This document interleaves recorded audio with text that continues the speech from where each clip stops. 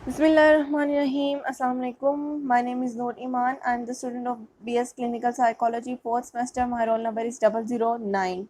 My topic is about dysgraphia. Dysgraphia क्या है? What is dysgraphia? Dysgraphia is a specific learning disability that affects written expression. Dysgraphia can appear as difficulty with spelling, poor handwriting and trouble putting thoughts on paper. Dysgraphia एक ऐसी learning disability है जिसमें person को लिखने में problem होती है। ऐसे लोगों को वर्ड्स का सीक्वेंस याद नहीं रहता, इनकी हैंडराइटिंग बहुत ज़्यादा पुअर होती है और अगर वो लिखने की कोशिश करें तो उनकी ग्रामेटिकल मिस्टेक्स बहुत ज़्यादा होती हैं। अगर हम इसकी कॉजेज़ की बात करें, the underlying causes of the disorder are not fully understood. It is usually associated with damage to the parietal lobe of the brain. Dysgraphia is neurological disorder characterized by writing disability. Dysgraphia के problem को associate किया जाता है brain के parietal lobe की damage की वजह से भी डिस्ग्राफिया होता है या फिर किसी न्यूरोलॉजिकल डिसऑर्डर की वजह से भी डिस्ग्राफिया हो सकता है। Family history of specific learning disability play an important role. It's been observed that children with developmental dyslexia and developmental dysgraphia likely to have family members which one of these conditions अगर ये देखा गया है कि highly chances होते हैं कि dysgraphia के जो अगर पेशेंट हैं उसकी फैमिली में अगर किसी पर्सन को ये प्रॉब्लम होती है या ब्लड लाइन में ये प्रॉब्लम होती है या पेरेंट्स में या सिबलिंग में से किसी को प्रॉब्लम होती है तो वहाँ से भी ये प्रॉब्लम आ सकती है। अगर फैमिली में किसी को प्रॉब्लम हो तो हाईली चांसेस है कि प्रॉब्लम आगे भी कन्वर्ट हो। सब टाइप्स की बात करें तो उसके सब टाइप्स 4 हैं। Number 1 is phonological, number 2 is surface, number 3 is mixed और नंबर 4 इज़ मैटिक। पहले हम फोनोलॉजिकल की बात करते हैं। Phonological writing and spelling disturbances in which spelling of unfamiliar word, non words and phonological irregular words are impaired. Phonological में problem होती है इनको स्पेलिंग्स को याद रखने में, डिफरेंट जो वर्ड के स्पेलिंग्स होते हैं वो इन्हें भूल जाते हैं, उसका सीक्वेंस याद नहीं रहता, उसके अलावा वर्ड की पोजीशन चेंज कर देते हैं। अगर मैं सरफेस की बात करूँ, students have trouble with orthopaedic representation of words which makes a student rely too heavily on sound patterns, the opposite of phonological dysgraphia. ये ऑपोजिट है फोनोलॉजिकल के। इसके अंदर क्या होता है, बच्चों को थ्रू पैडिक रिप्रेजेंटेशन में प्रॉब्लम होती है। डिफरेंट स्पेलिंग्स को मिला के, जैसे कि हम जानते हैं डिफरेंट स्पेलिंग्स को मिला के एक वर्ड बनता है, इनको उन वर्ड का सीक्वेंस याद नहीं रहता जिसकी वजह से इनकी काफ़ी ज़्यादा ग्रामेटिकल मिस्टेक्स होती हैं। मिक्स्ड की बात करूँ, स्पेलिंग मिक्स कर देते हैं आपस में। Students having trouble with mixing up letter formation and having trouble with spelling tasks. Combination of first two types. Recalling letter formation is hard for these students to do because there are so many instructions or rules they can get confused and therefore have inconsistent spelling of words. Different एक spelling को जब हमने pronounce करना होता है उसके sequence के लिए डिफरेंट लेटर कंबाइन होते हैं, उसके लिए कुछ रूल्स अप्लाई होते हैं। ये स्टूडेंट्स जो होते हैं डिस्ग्राफिया के, ये उन रूल्स को समझ नहीं पाते और उसमें स्टक हो जाते हैं जिसकी वजह से इनको प्रॉब्लम का सामना करना पड़ता है और लिखने में मसला होता है।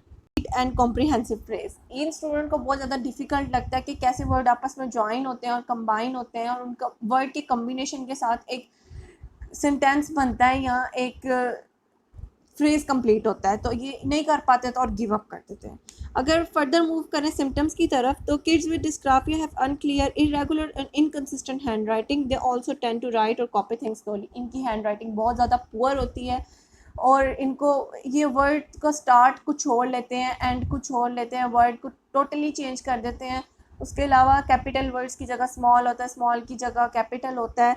हैंड राइटिंग पढ़ी नहीं जाती, वर्ड्स आपस में बहुत ज़्यादा जॉइंट किए गए होते हैं जैसे वर्ड के ऊपर वर्ड लिखा गया हो, और ये लिखने में भी बहुत ज़्यादा स्लो होते हैं। जैसे कि एक नॉर्मल बच्चा अगर एक पैराग्राफ लिखने में 5 to 10 मिनट्स ले रहा है, ये 2 to 3 आवर्स ले लेंगे और उसमें भी इतनी ज़्यादा ग्रामेटिकल मिस्टेक्स होंगी और वर्ड्स की कुछ समझ नहीं आएगी और पढ़ने वाला ईजिली पढ़ नहीं सकेगा।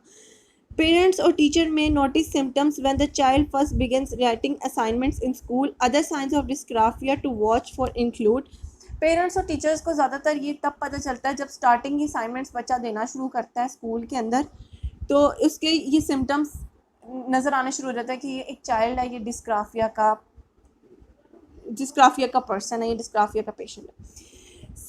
अगर हम इसके सिम्टम्स की बात करें तो क्रैम्प ग्रिप विच में लीड टू अ सोर हैंड। इनकी ग्रिप बहुत ज़्यादा वीक होती है पेंसिल की, पेपर के ऊपर, हैंड की भी पेंसिल पकड़ने पे, जिसकी वजह से इनके हैंड शिवरिंग करते हैं या इनके हैंड प्रॉपर पोजीशन नहीं देते जिससे ये प्रॉपरली लिख सके। Difficulty spacing things out on paper और विद इन मार्जिन, ये स्पेस नहीं देते वर्ड्स के अंदर। जैसे हर वर्ड के अंदर एक नॉर्मल बच्चा अगर कुछ लिखे तो उसमें स्पेस दे, ये वर्ड के अंदर स्पेस नहीं देते और वर्ड के ऊपर वर्ड लिखते हैं, मार्जिन्स का ध्यान नहीं रखते, फुल स्टॉप कॉमा और कुछ किसी चीज़ का ध्यान नहीं रखते और गलत वर्ड्स लिखते हैं। फ्रीक्वेंट रेजिंग बहुत ज़्यादा करते हैं, चीज़ें बहुत बार बार मिटाएंगे, लिखेंगे वो बार बार उसको रेज करेंगे। इनकन्सिस्टेंसी इन लेटर और वर्ड स्पेसिंग, वर्ड्स लेटर्स गलत लिखेंगे, वही बात कि कैपिटल की जगह स्मॉल लिखा होगा, स्मॉल की जगह कैपिटल लिखा होगा और वर्ड की कुछ समझ नहीं आ रही होगी, वर्ड को छोड़ देंगे आधा लिख के। Poor spelling include unfinished words और मिसिंग वर्ड्स और लेटर, पुअर स्पेलिंग होंगे, वर्ड कंप्लीट नहीं लिखेंगे बल्कि हाफ लिखेंगे और आधा लिख के छोड़ देंगे। अनयूजुअल रिस्ट बॉडी और पेपर पोजीशन वाइल राइटिंग, इनकी पोजीशन लिखने की भी ठीक नहीं होगी, ना पेपर की, ना बॉडी की और ना पेंसिल को पकड़ने की। पेंसिल को पकड़ने की इस तरह कि अगर एक नॉर्मल बच्चा या एक नॉर्मल पर्सन अगर लिखे तो वो अपने हैंड को, पेपर को और पेंसिल को एडजस्ट करता है। ये इनका पेपर फ्लिप हो रहा होगा या पेपर को नीचे से लिखना स्टार्ट करेंगे और इनकी पोजीशन बहुत ऑकवर्ड होती है जब ये लिख रहे होते हैं। How can you help your child? Try pencil grip और other writing aids for comfort, उसकी प्रैक्टिस करवाएं, उसकी ग्रिप पेंसिल के ऊपर मजबूत करवाएं, डिफरेंट राइटिंग एड्स उसको प्रोवाइड की जाएं, उसको एक्सरसाइजेस प्रोवाइड की जाएं, एक्सरसाइजेस करवाई जाएं जिससे उसकी पेंसिल पे हैंड की ग्रिप जो है वो स्ट्रॉन्ग हो। इतनी स्ट्रॉन्ग नहीं होगी पर इतनी हो जाएगी कि वो इजीली कोई जैसे स्मॉल असेसमेंट्स होंगे, एमसीक्यूज़ होंगे, उसके अलावा चूज़ द बेस्ट आंसर्स वगैरह, छोटे छोटे question answer, one word vocabulary words वो लिख सकेगा easily. Let them use computer to type instead of write and teach typing skill early, बहुत अर्ली एज में इनको टाइपिंग स्किल्स सिखा देनी चाहिए। अगर ये डायग्नोस हो जाए कि बच्चे को डिस्ग्राफिया है तो इनको कंप्यूटर का यूज़ करवाना चाहिए और इनको कंप्यूटर पे ही काम करवाना सिखाना चाहिए अर्ली एज से ही। Don't criticise sloppy work, praise their hard work and offer positive reinforcement, इनके हार्ड वर्क को ना इनकरेज करना चाहिए, इनको डिस्करेज नहीं करना चाहिए ऐसे चाइल्ड को। इनके स्लो वर्क को भी हम लोगों को क्रिटिसाइज नहीं करना चाहिए, अगर हम इनको इनकरेज करेंगे तो ये और ज़्यादा बेहतर करेंगे। Acknowledge the condition and talk to your child about it, उसकी सिचुएशन के बारे में, उसकी कंडीशन के बारे में डिस्ग्राफिया के पर्सन से बात की जाए और उसको बताया जाए कि अब उसको इस कंडीशन के साथ ही अपने आप को आगे, अपनी स्किल्स को आगे लेके जाना और अपनी लर्निंग को और बेहतर करना। Teach them ways to relieve stress before writing. For example, have them shake their hands or rub their hand together quickly. उनको बताना चाहिए कि वो लिखने से पहले एंजाइटी को ख़त्म करने के लिए या टेंशन को ख़त्म करने के लिए, जो कि स्ट्रेस को रिलीव करने के लिए कुछ एक्सरसाइजेस बतानी चाहिए, जिसके अंदर उन्हें बताना चाहिए कि उनको ज़ोर ज़ोर से अपने हैंड्स को ना एक दूसरे के साथ रब करें जिससे उनका एंजाइटी लेवल लो होगा और वो इजीली लिखें उस तब।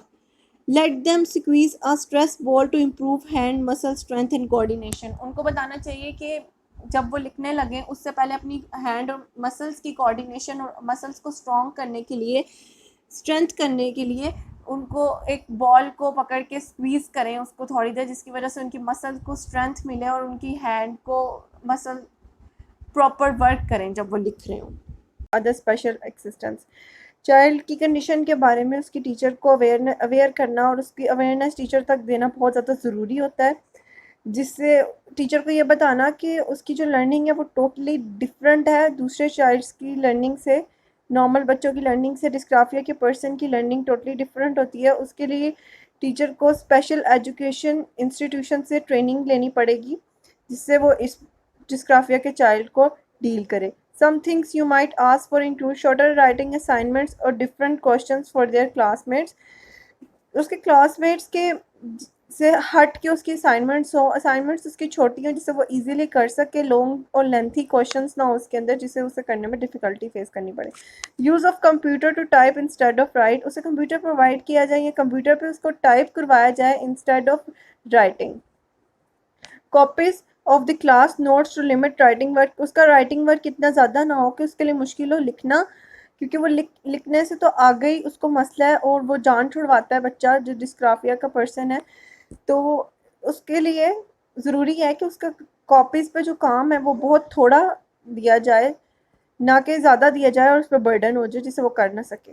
Use of white dictation machine और another electronic note taker an option to record the teacher's lecture, उसे वाइट एडिकेशन मशीन देनी चाहिए या उसे प्रोवाइड की जाए एजुकेशन इंस्टीट्यूशंस की तरफ से, जिससे वो इजीली टीचर का लेक्चर रिकॉर्ड कर सके और टीचर से कोई भी क्वेश्चन कर सके, एग्ज़ाम्स में भी वो इसी ऑरली इजीली अपना एग्ज़ाम दे सके और उसकी लर्निंग प्रॉपर वे में हो सके और उसकी लर्निंग में किसी किस्म का कोई हर्डल्स ना आए। वीडियो और audio reports instead of written homework और असाइनमेंट, उसे रिटन असाइनमेंट्स के बजाय उसकी वीडियो और ऑडियो रिपोर्ट्स और असाइनमेंट्स ली जाएँ। फेमस पीपल विद डिस्ग्राफिया, अगर हम बात करें कि ऐसी कौन सी पर्सनालिटीज़ थी जिनको डिस्ग्राफिया हुआ लेकिन उन्होंने डिस्ग्राफिया को अपनी राह की रुकावट नहीं समझा, उसमें सबसे पहला नाम है अल्बर्ट आइंस्टाइन का। He is a famous scientist that is known to be good in every experiment that he was proposing. Albert Einstein एक फेमस साइंसदान थे, ये जो भी एक्सपेरिमेंट करते थे उसमें इनको कामयाबी हासिल होती थी, बट किसी को ये नहीं पता था कि इनके अर्ली स्कूल डेज़ के अंदर भी इनको डिस्ग्राफिया हुआ था, जिसमें ये समझ नहीं पाते थे और वर्ड्स को रिकग्नाइज नहीं कर पाते थे एग्ज़ाम्स के अंदर, और इस न्यूरोलॉजिस्ट की मदद से आहिस्ता आहिस्ता करके slow by slow little by little इन्होंने अपनी क्रिएटिव थिंकिंग एबिलिटी को वापस लाए। अगर मैं दूसरी पर्सनालिटी की बात करूँ तो वो हैं थॉमस एडिसन। इनको भी अर्ली चाइल्डहुड में डिस्ग्राफिया हुआ था। ये बाकी बच्चों की तरह इंटेलिजेंट नहीं थे, इनके लिए भी लिखना एक बहुत ज़्यादा बड़ी बिग डील थी, लेकिन स्लो स्लो इन्होंने इस चीज़ पर वर्क किया और एक वर्ड भी इनसे नहीं लिखा जाता था। इन्होंने इस चीज़ के साथ डील किया, अपने रास्ते की रुकावट नहीं समझा इस चीज़ को और एक सक्सेसफुल साइंटिस्ट बने। यहीं पे मेरा लेक्चर ख़त्म होता है।